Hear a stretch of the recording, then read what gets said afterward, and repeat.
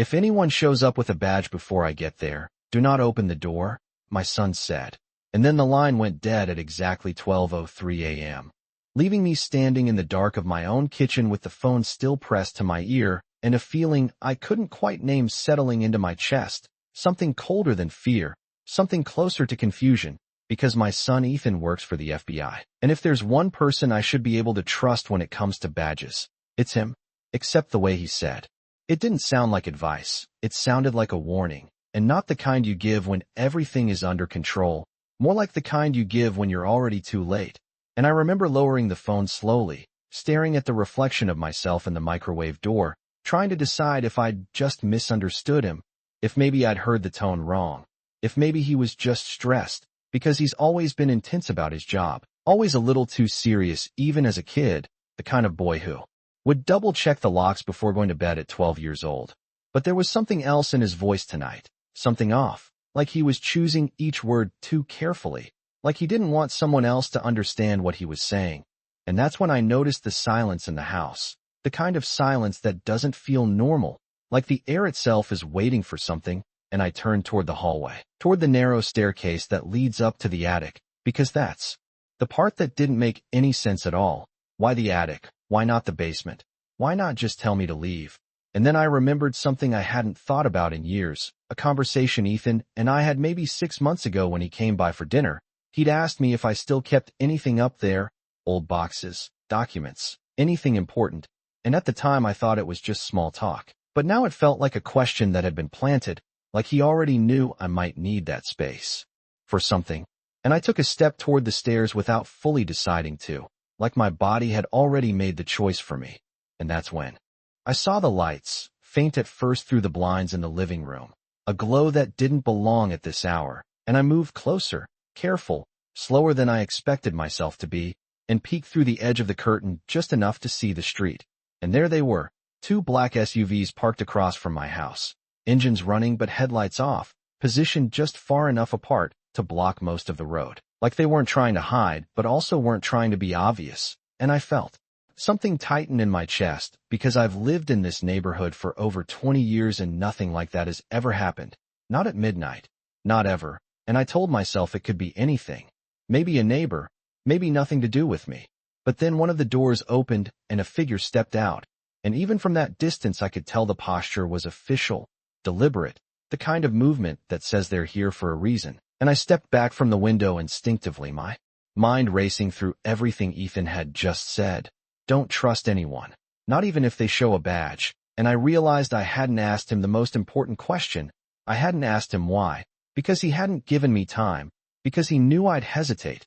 And maybe that's why he made it an order instead of an explanation. And I turned again toward the attic stairs, this time more aware of the decision I was making. Because going up there meant I was choosing to believe him over whatever was happening outside. And that's not a small choice when your own son is the one who taught you to trust law enforcement in the first place. And halfway up the stairs I stopped, because something else occurred to me, something I didn't want to think about but couldn't ignore. The way his voice sounded, not just urgent, but slightly different, like a version of him that was trying too hard to sound like himself. And I stood there in the dim light, one hand on the railing, asking myself a question I never thought I'd have to ask. Was that really Ethan on the phone, or was it someone who knew just enough about him to sound convincing? And before I could answer it, there was a knock at the door, firm, controlled, not aggressive but not casual either, followed by a voice calling out, "Mr. Brooks, this is federal agents. We need to speak with you." And I felt the entire situation shift in an instant, because now it wasn't just a strange phone call anymore. Now it was a choice between 2 versions of reality, one where my son was warning me for my own safety, and one where I was already being pulled into something I didn't understand. And the worst part was, both of them sounded possible. And as I stood there between the attic and the front door, I realized something else that made my stomach drop. The attic door at the top of the stairs was slightly open, just a few inches, even though I was absolutely certain I had closed it earlier that night. And I couldn't remember the last time I had even gone up there, which meant either I was forgetting something important, or someone else had already been inside my house before any of this started. And the knocking came again, louder this time, followed by that same voice, calmer now, almost reassuring, telling me everything was okay. that they just needed a moment of my time. And I found myself wondering which part of this night was the lie, the warning from my son, or the calm voice at my door, because I knew one of them had to be wrong. I just didn't know which mistake would cost me more.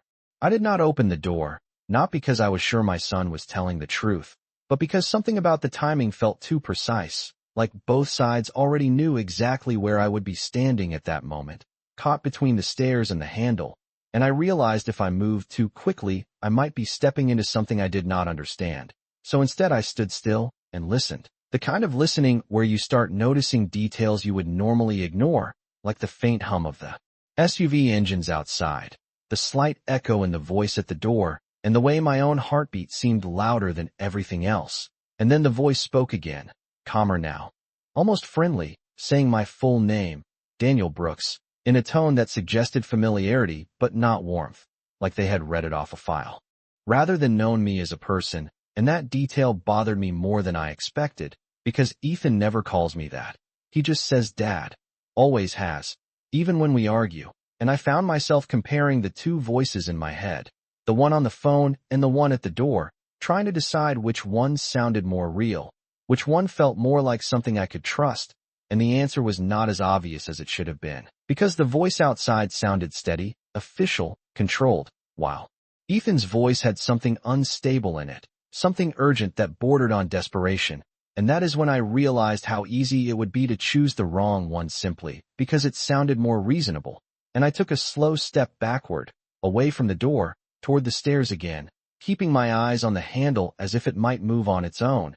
And the knock came again, sharper this time, followed by a different voice, lower, less patient, repeating the same request, and I noticed they did not say why they were there. They did not mention Ethan.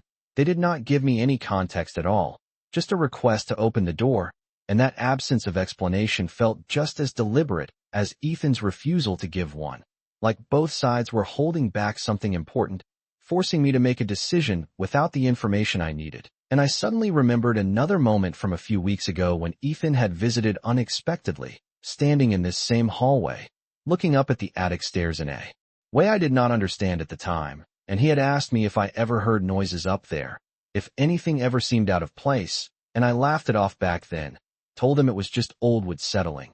But now that question came back with a different weight, like he had already suspected something and just did not want to say it directly. And I felt a chill run through me as I glanced up again at the attic door, still slightly open, still waiting, and I tried to remember if I had locked it earlier, if I had even checked. But the more I thought about it, the less certain I became. And that uncertainty started to spread, not just about the door but about everything, about whether Ethan had really been acting strange or if I was only seeing it now because I was looking for it, about whether the people outside were actually there for him or for me. And that thought hit me harder than anything else, because I had been assuming this was about Ethan from the start. But what if it was not? What if I was the reason they were here? What if my son's warning was not about protecting me from them, but about protecting something from me?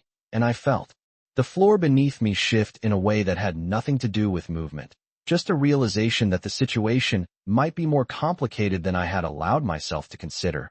And then my phone vibrated in my hand, sudden and sharp, making me flinch, and I looked down expecting to see Ethan's name again. But instead it was an unknown number, no caller ID, just a blank space where a name should be. And for a second I considered ignoring it, because everything about this night suggested that answering questions was more dangerous than leaving them unanswered. But something in me knew I could not stand there frozen forever, and I answered it, bringing the phone slowly back to my ear, not saying anything at first, just listening. And for a moment there was only silence, the kind that feels intentional, like someone is waiting to see if you will speak first. And then a voice came through, quiet, controlled, and unmistakably familiar, but not in the way I expected, because it sounded like Ethan, but not the version of him I had heard earlier. This one was calmer, more precise, like he had all the time in the world. And he said my name, not Dad, but Daniel, just like the voice at the door had. And that single detail sent a wave of unease through me that I could not ignore, because now both sides were starting to sound the same. And I did not know if that meant one of them was lying or if I had misunderstood both of them from the beginning. And the voice on the phone continued, telling me not to move, telling me I had already done enough by not opening the door, telling me that everything depended on what I did in the next few minutes, and I found myself gripping the railing tighter, caught between the attic above me and the door behind me, realizing that whatever this was, it had been building for longer than I realized, and that the question was no longer who I should trust, but whether I had ever really understood what my son was involved in at all. The voice on the phone did not rush me, and that was the first thing that felt wrong, because urgency had defined everything up to that point. Ethan's first call, the knocking at the door, even my own thoughts, but now this version of him spoke slowly, carefully, like someone who knew I had nowhere else to go, and he said my name again, Daniel, not Dad, not even once. And I realized I could not remember the last time my son had called me that without a reason, and I found myself wondering if that reason was happening right now or if it had already happened long before tonight. And I asked him the simplest question I could think of. I asked him why he told me to hide. And there was a pause, not long, just enough to feel deliberate. And then he said something that made everything more complicated instead of less. He said that was not him, and for a second I thought I had misunderstood, because the voice sounded like him. The tone was right, the cadence was right, but the meaning behind the words shifted everything, and I felt my grip tighten on the phone as I asked him what he meant, and he repeated it, calm, certain, saying that whoever called me before was using his voice, not just pretending, but using it. And that distinction stuck with me, because it sounded too specific to be made up on the spot, and yet it also sounded impossible, and I glanced toward the front door where the voices had gone quiet, as if they were waiting for something to change, and then I looked back up at the attic door, still slightly open, still pulling my attention in a way I could not ignore, and I asked him another question, one that had been forming since the moment this started. I asked him why the attic, and this time the pause was longer, long enough that I could hear faint background noise on his end, something like movement, like he was not alone. And when he finally spoke, his answer did not explain anything. It only made the situation heavier. He said because that is the only place they have not checked yet, and the word yet echoed in my mind because it implied a timeline I was not aware of, a sequence of events that had already been unfolding around me without my knowledge. And I felt a strange disconnect from my own house, like it was no longer just a place I lived but part of, something larger that I had not agreed to be part of, and I asked him who they were.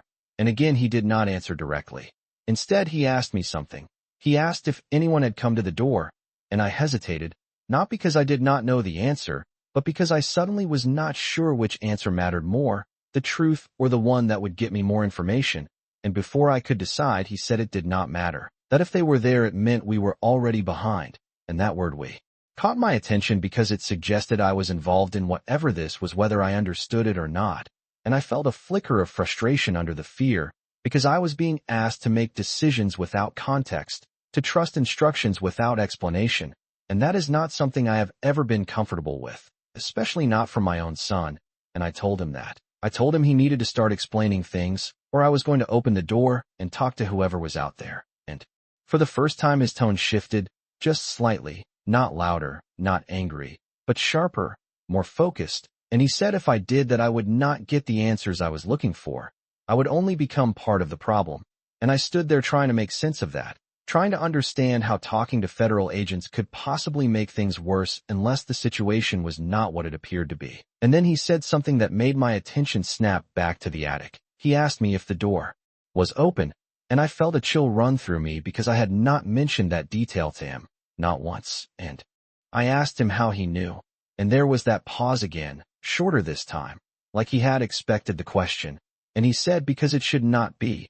And that answer was somehow more unsettling than if he had given me a clear explanation, because it confirmed that something about my house was not the way it was supposed to be, and that he knew it, which meant this had been planned or at least anticipated. And I took another step up the stairs without fully deciding to, my eyes fixed on the narrow gap in the attic door, and I noticed something I had not seen before, a faint line of light coming from inside, not bright, just enough to suggest that something up there was not completely dark. And I stopped again, halfway between going up and turning back, because that light should not have been there.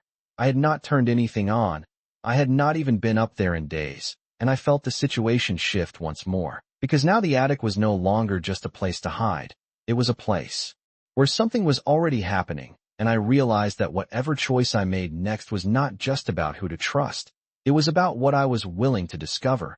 And the voice on the phone spoke again, quieter now, telling me I needed to go up there, that I needed to see it for myself before anyone else got to me. And I found myself asking one final question before I moved. A question that had been building since the moment this started. I asked him if he was really my son, and for the first time since the call began, he did not answer right away. And in that silence, with the door below me and the attic above me, and two different versions of the same voice in my ear, I realized that whatever answer he gave next might not make things clearer. It might only force me to choose which version of the truth I was willing to live with.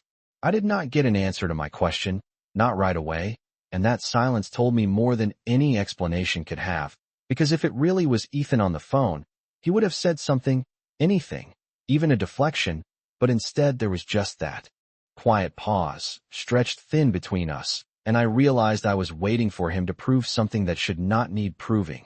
And the longer he said nothing, the more that doubt settled in, not loud, not dramatic, just steady, like a weight I could not ignore.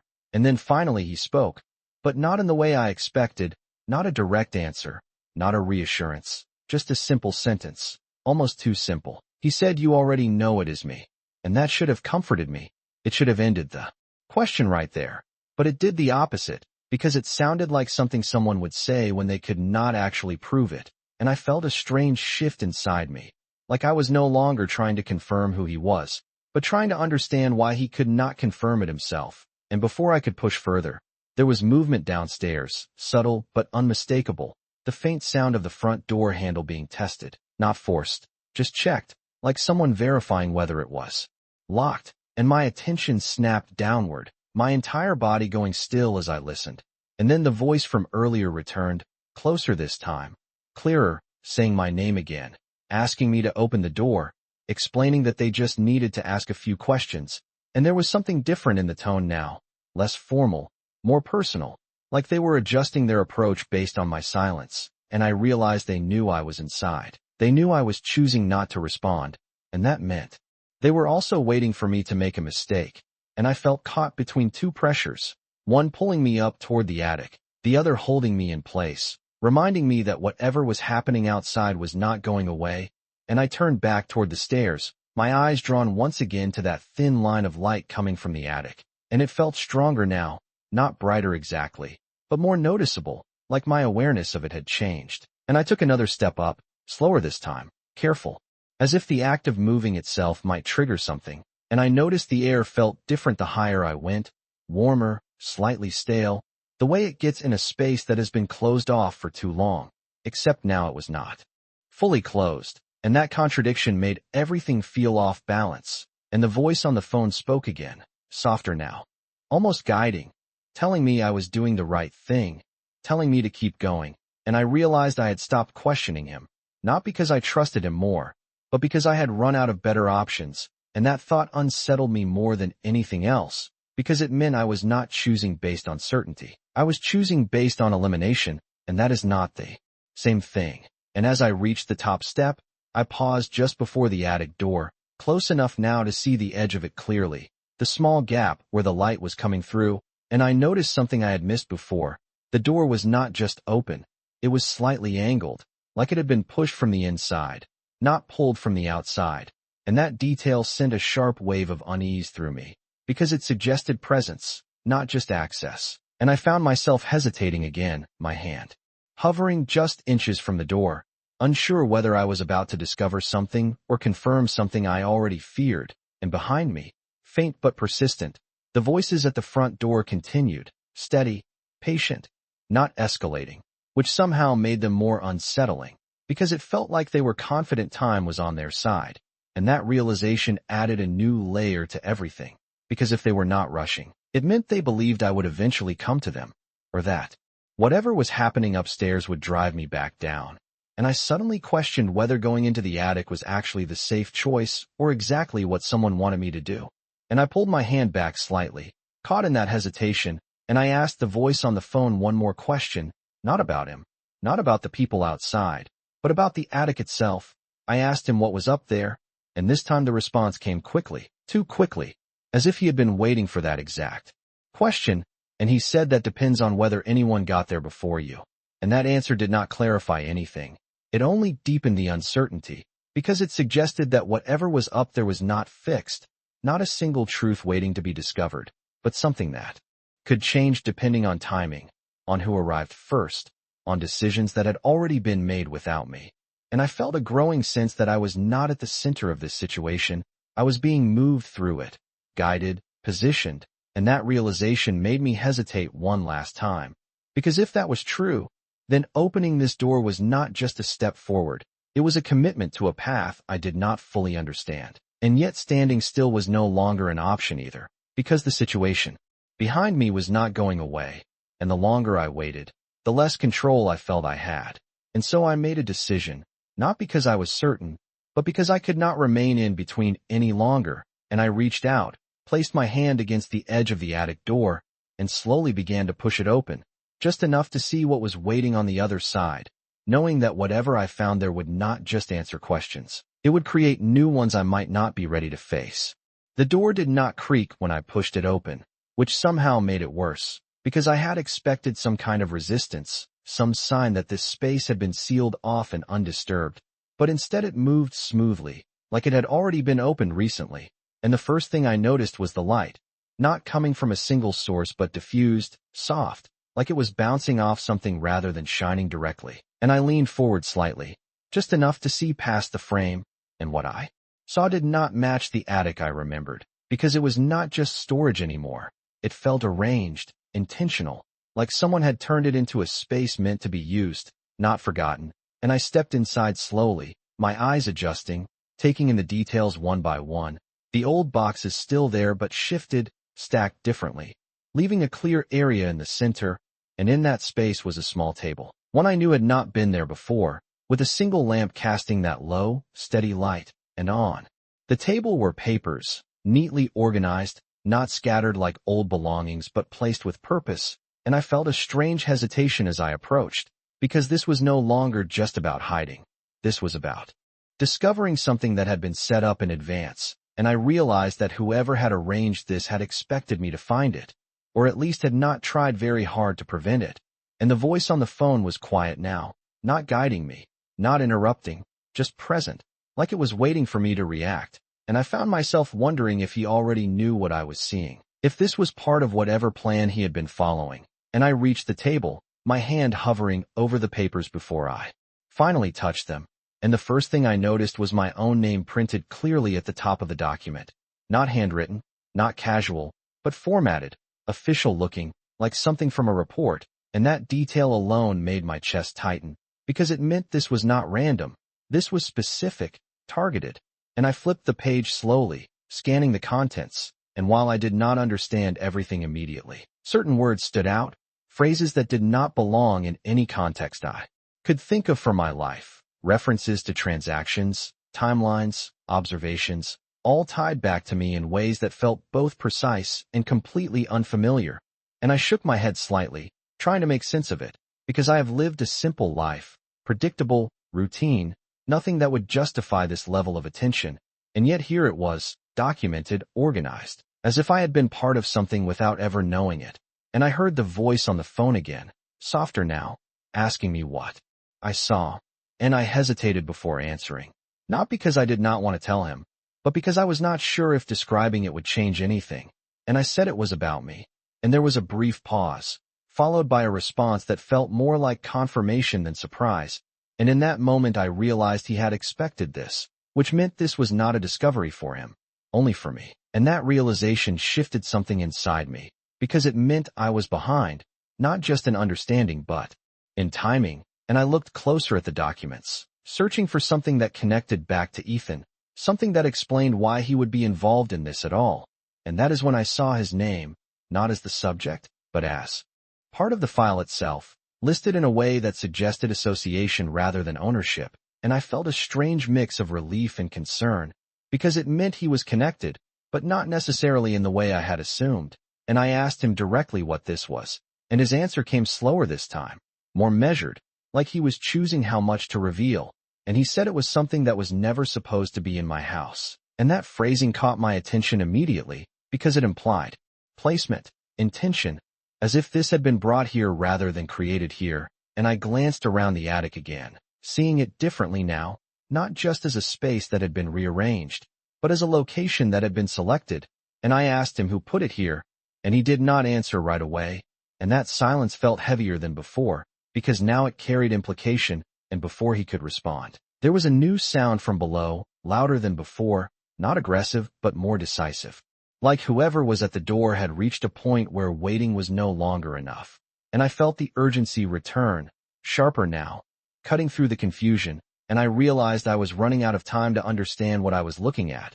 And I picked up one of the pages, scanning it more quickly now, trying to find something that made sense, something that connected all of this into a single explanation. But instead I found more questions, more references, more details that suggested a larger picture I could not yet see, and I felt that same tension building again, the sense that every answer was just leading to another layer, another possibility, and I looked back toward the attic door, half expecting to see someone there, but it was still empty, still open, still connecting this space to everything happening below, and I realized that whatever this was, it was not just about choosing between two voices anymore. It was about understanding why I had been placed in the middle of something that neither side was fully explaining. And as I stood there, holding a page with my own name on it, listening to the faint sounds from downstairs and the steady silence on the phone, I understood that the attic was not the end of the path. It was the beginning of a different one, and I had just stepped onto it without knowing where it would lead. The longer I looked at the documents, the less they felt like something meant to inform me and more like something meant to test me, because every line seemed to assume I already understood part of it, as if I had been involved in decisions or actions that I had no memory of making. And that disconnect began to bother me more than the presence of the files themselves, because it suggested either I had forgotten something important or someone wanted me to believe that I had. And I found myself scanning for dates, for anything that could anchor this in a timeline I recognized. And that is when I noticed a pattern. The entries were not random. They followed specific days, spaced out in a way that looked intentional, and several of them aligned with moments I could vaguely recall, days when Ethan had called unexpectedly or stopped by without much explanation, and I felt a slow realization begin to form. Not fully clear yet, but enough to make me uneasy, because it suggested that, whatever this was, it had been happening in parallel with my normal life, hidden in plain sight. And I said his name into the phone, more firmly this time, asking him if he had been here, if he had set this up, and there was no immediate denial, no quick correction, just that same controlled silence that now felt less like hesitation and more like calculation. And when he finally spoke, he did not answer the question directly. He said I needed to focus on what mattered right now, and that response shifted something inside me, because it sounded less like a son trying to protect his father and more like someone managing a situation, and I realized I was no longer sure which role he was playing, and I looked back down at the page in my hand, forcing myself to read more carefully, and certain phrases began to stand out in a way they had not before, references to observation periods, behavioral consistency, external contact limitations, all written in a tone that felt clinical, detached, like a report rather than a personal record, and I felt a growing discomfort as I considered what that might mean, because it sounded like I had been monitored, not casually, but systematically, and I asked him that directly, asking if I had been under observation, and this time his response came quickly, almost too quickly, telling me that was not the right way to think about it, and that answer did not reassure me. It only confirmed that I was getting closer to something he did not want to say out loud, and before I could press further, there was a new sound from below, not just voices now, but movement, deliberate and coordinated, like whoever was outside had decided to change their approach, and I felt the urgency rise again, sharper than before, cutting through the slow, heavy process of trying to understand the documents, and I stepped back from the table slightly, my attention split between the attic and the rest of the house, and I realized something that had not fully registered until that moment. The people outside had not identified Ethan at all. They had not mentioned him once, which meant their presence might not be about him in the way I had assumed, and that thought shifted the entire situation again, because if they were not here for him, then everything he had told me needed to be reconsidered, and I asked him that, asking if they were really there because of him. And there was a pause, longer this time, long enough that I could hear a faint sound on his end, something like a door closing or a distant voice. And when he finally answered, he said they were not supposed to be there yet, and that single word yet echoed in my mind again, reinforcing the sense that this was all unfolding on a timeline I was not aware of. And I felt a growing frustration at being kept in the dark, at being expected to react without understanding, and I told him that. I told him I needed something real, something clear, and for a moment I thought he might actually give it to me, because his tone shifted again, softer, less controlled, almost like the version of him I recognized, and he said that everything in the attic was part of an investigation that had gone wrong, and that phrase hung in the air between us, because it suggested failure, deviation, something that had not gone according to plan, and I immediately asked what kind of investigation, and he hesitated, just for a second, before saying it involved internal review, and that answer narrowed things slightly, but also raised more questions, because internal review of what, of who, and why would it involve me? And I looked down at the documents again, seeing them differently now, not just as records, but as pieces of something larger, something that might connect back to him in ways I did not yet understand. And I noticed a section I had not fully read before, a heading that included his name alongside a designation that I did not recognize, something that looked official but did not match anything I had ever heard him mention. And I felt a new wave of uncertainty as I realized that I might not know as much about his work as I had believed, and I asked him about it, reading the designation out loud. And there was a shift on the line, subtle but noticeable, like I had just crossed into something more sensitive, and he told me to stop reading that part, which only made me more certain that it mattered, and I felt the tension building again, not just from the situation outside, but from the growing gap between what I was being told and what I was seeing, and I realized that whatever this investigation was, it did not just involve him. It involved me in a way that neither side was willing to fully explain. And as the sounds from below grew more persistent and the silence on the phone stretched longer between responses, I understood that the truth was not going to be handed to me clearly. It was something I would have to piece together from fragments, from contradictions, from the spaces between what was said and what was avoided.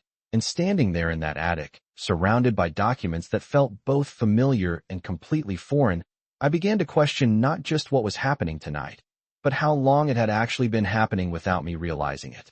The more I listened to him, the more I started to realize that the most important parts of this conversation were not what he was saying, but what he kept steering me away from. And that thought settled in as I looked again at the document in my hand, specifically at the section he had told me not to read. Because there is something about being told to avoid information that makes it impossible to ignore, and I lowered the phone slightly from my ear, not enough to hang up, just enough to create a small distance, as if that might give me a clearer perspective, and I focused on the heading again, reading it slowly, carefully, letting each word register this time instead of rushing past it. And what stood out was not just his name, but the structure around it, the way it was formatted alongside identifiers that did not look like standard titles, more like internal labels, classifications that suggested layers of identity rather than a single role. And I felt a quiet unease build as I realized this was not just about what Ethan did for a living. It was about how he was defined within something much larger, something that did not operate in the straightforward way I had always assumed. And I heard his voice again, sharper now, telling me to stop, telling me that reading further would not help me. But that response had the opposite effect, because it confirmed that I was looking at something important, something he either could not or would not explain. And I found myself asking a different kind of question, not about the situation outside, not about the people at the door, but about him, about who he actually was within all of this. And there was a pause, longer than any before, and when he spoke again, his tone had changed in a way I could not ignore. It was still controlled, still careful. But there was something underneath it now, something that sounded almost like fatigue, like he had been holding a version of himself together for too long. And he said that the version of him I thought I knew was not the whole picture. And that sentence lingered in my mind because it did not feel like a revelation. It felt like a confirmation of something I had been slowly realizing since the beginning of this night. And I asked him what that meant, and instead of answering directly, he asked me something in return. He asked me if I had ever noticed gaps, small inconsistencies, moments where things did not quite add up, but I had chosen not to question them.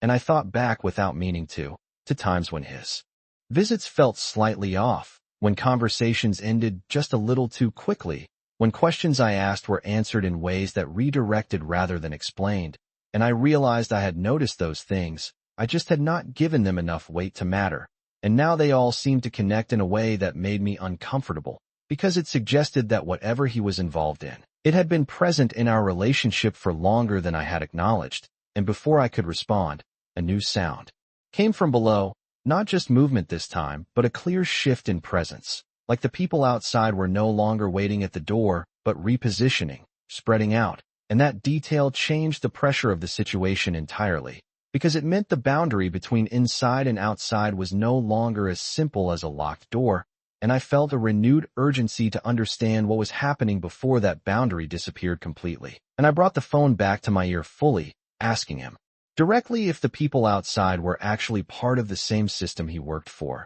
and his answer came quickly, but not clearly. He said they were connected but not aligned, and that distinction was subtle but significant, because it suggested internal division, not a single unified authority, and I felt a shift in how I viewed everything, because it meant that neither side might be entirely right or entirely wrong, and that realization introduced a new layer of uncertainty, because it removed the possibility of a simple decision, and I looked back at the documents again, scanning for anything that supported that idea, and that is when I noticed something I had overlooked before, a series of annotations in the margins, small, almost easy to miss, but clearly added after the original document had been created, and the handwriting was familiar in a way that made my chest tighten slightly, because it looked like Ethan's, not perfectly, not something I could prove, but close enough to feel intentional.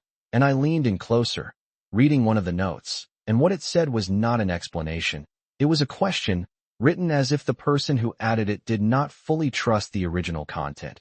And that detail changed everything, because it suggested that even within this investigation, there was doubt, disagreement, possibly even conflict, and I asked him about that, about the annotations, and for the first time he did not deflect, he did not redirect. He simply said that not everyone involved believed the same version of the truth, and that statement settled heavily in the space between us, because it meant the situation was not just complicated, it was fractured, and I realized that whatever decision I made moving forward would not just align me with one side, it would place me within that fracture, and I felt the weight of that as the sounds below grew closer, more defined, and I understood that time was narrowing, that the space for hesitation was shrinking, and that the attic, the documents, the voice on the phone, and the presence outside were all converging toward a point where I would have to act, not based on certainty, but based on which version of an incomplete truth I was willing to accept.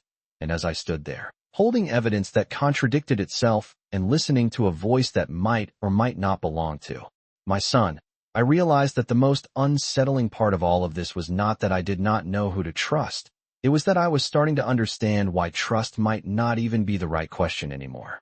By the time I looked back down at the papers, I was no longer trying to understand them in the way I had been before, because it had become clear that understanding everything was not the goal, not right now.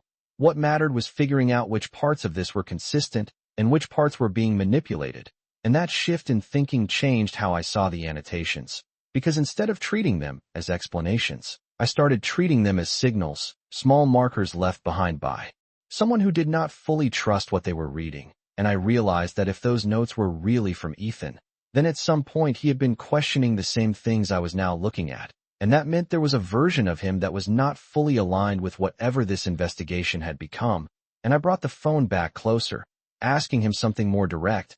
I asked him if he trusted the documents, and there was no immediate answer, just a quiet exhale on the other end, the kind that sounds like someone deciding how much to say, and when he finally spoke, he said trust is not the right framework anymore, and that answer, while vague, confirmed something important, that even he was no longer operating under clear certainty, and that realization gave me a strange sense of clarity, because if he was uncertain, then I did not need to pretend to be certain either, and I could start making decisions based on patterns instead of instructions, and I looked again at the page in my hand, scanning for anything that repeated, anything that stood out across multiple entries, and I noticed that certain references kept appearing, not in full detail, but enough to suggest a connection, mentions of controlled environments, monitored interactions, and something labeled as baseline behavior.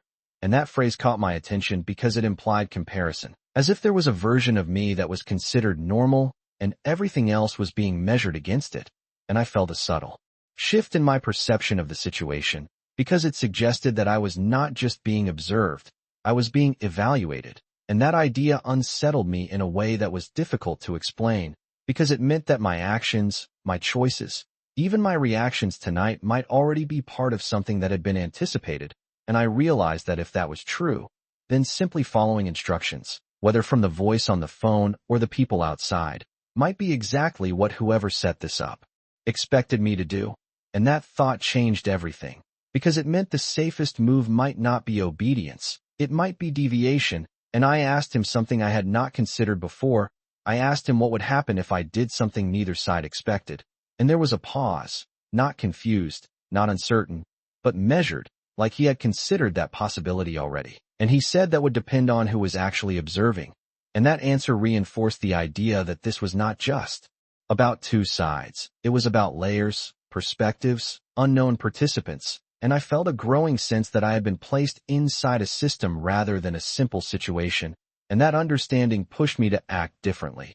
Because instead of focusing on what I was supposed to do, I started thinking about what would reveal more information, and I glanced toward the attic door.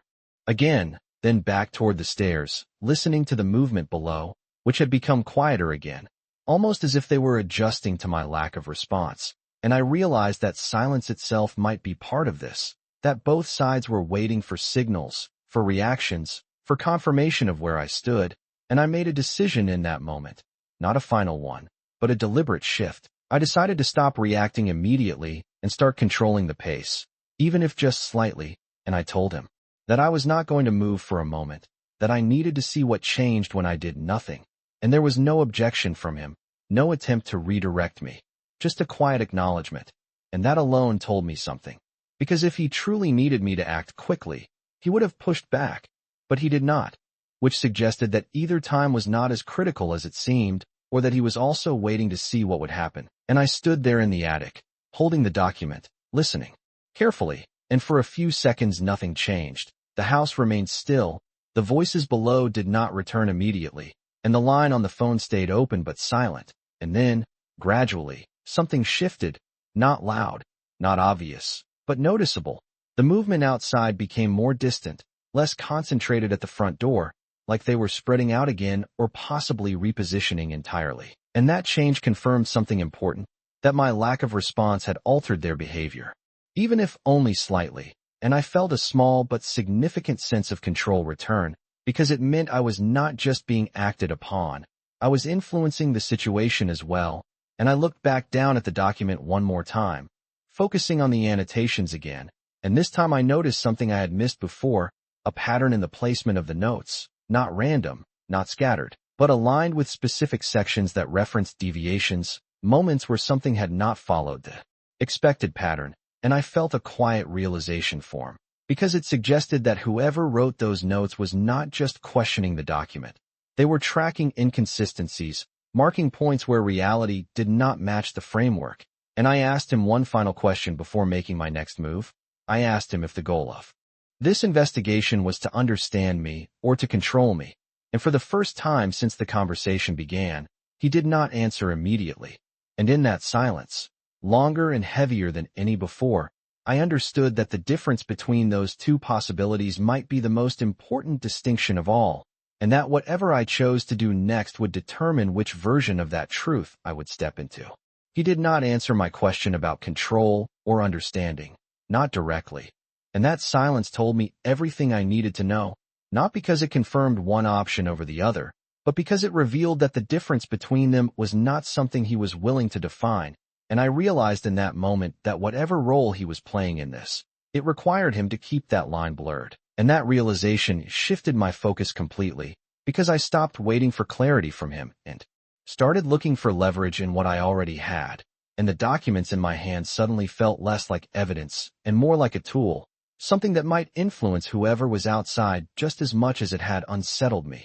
And I glanced toward the attic door, then down the stairs, measuring the distance, the time it would take to move, the possible reactions it might trigger, and I understood that whatever I did next needed to create a response, not just from one side, but from both, because the only way to understand the structure I was inside was to see how it reacted under pressure, and I brought the phone closer again, speaking quietly now, telling him I was going to change the situation, and for the first time there was a hint of urgency in his voice, not panic, but something sharper, asking me what I meant, and I did not answer directly, because I wanted to see how he would respond to uncertainty, the same way I had been forced to respond to his, and I moved toward the attic.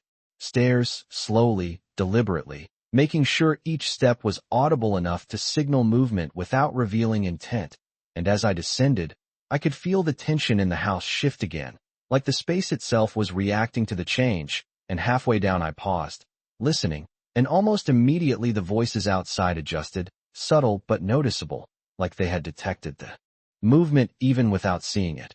And that confirmed something important, that I was being monitored more closely than I had assumed, and I continued down the stairs, keeping my pace steady, not rushing, not hesitating, and when I reached the bottom, I stopped just out of sight of the front door, positioning myself where I could hear clearly without being seen, and I took a breath, steadying myself, because what I was about to do was not based on trust, it was based on strategy, and I raised my voice just enough to carry through the door, telling them I knew they were there, and that I was willing to talk, but only if they answered one question first, and there was a brief pause outside, followed by a shift in tone, the same controlled voice responding, asking what I needed to know, and I chose my words carefully, asking them if they were here because of me or because of Ethan, and that question seemed to land differently, because the response was not immediate, and I could hear low conversation between them, too quiet to make out the words, but clear enough to tell that this was not a simple answer for them,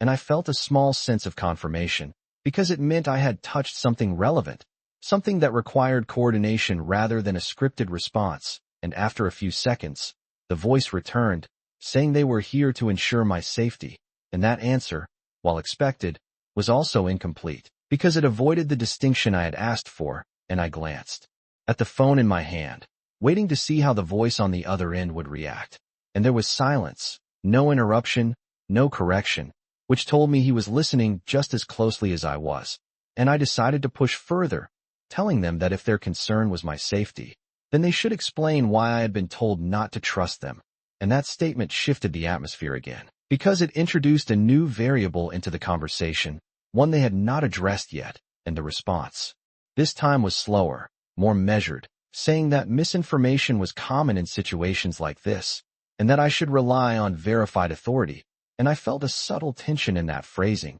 because it assumed I would accept their authority without proof, and I realized that both sides were using the same strategy, different words, but the same underlying approach, asking for trust without providing clarity, and I stepped closer to the door, still not opening it, but close enough now to feel the presence on the other side, and I asked one more question, the same one I had asked on the phone, but directed outward this time. I asked them if I was part of an investigation or if I was the subject of it, and that question created a longer pause than any before, long enough that the silence itself became an answer of its own, and I could feel the weight of that moment, because it meant I had reached a point where the structure of this situation was starting to reveal itself, not in clear terms, but in the way both sides hesitated, avoided, and adjusted, and I brought the phone back to my ear, speaking quietly again, telling him that neither side was answering the same questions, and for the first time his response came without hesitation,